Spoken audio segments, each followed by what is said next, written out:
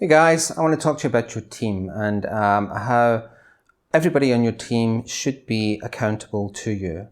Remember, this is, as a friend of mine likes to say, this is show business, not show friends. So if you've got a team of people, each person in that team must be accountable in some way. They must have some KPIs, key performance indicator, that allows you to know what they're doing and whether they're being productive.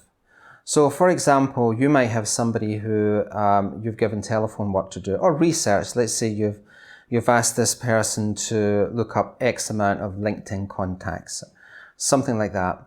And then later that day or the next day or that week, you ask them for a report and they say, yes, it's going fine. And yeah, we connected with 4 people or 5 people, or I called X amount of people.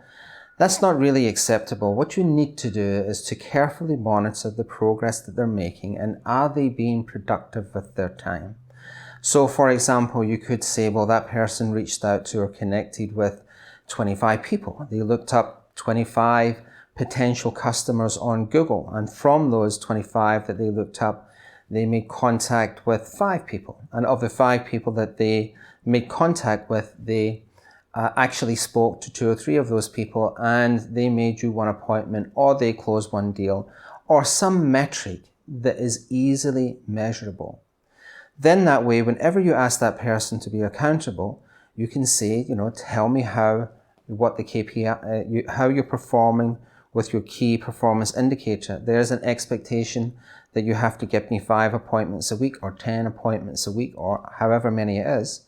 And if they haven't reached those goals, then you can find out where the blockage is.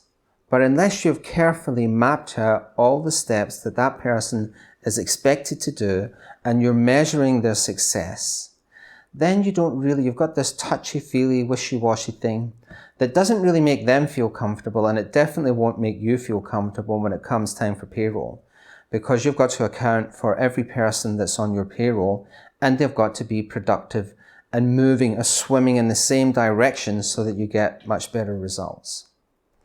So remember that this is, when you have a business, it's great to have a lot of people doing different things, but don't have anybody, if you can't measure it, basically don't do it. If you've got somebody doing a task and you can't measure what they're doing, and I've had people tell me, well, you can't measure coders and you can't measure designers and you can't. That's not true. You can absolutely measure every single task everybody does in some way. Some of it might be broader parameters, but you've got to be able to measure everybody that works for you. So measure everything is the thing for today.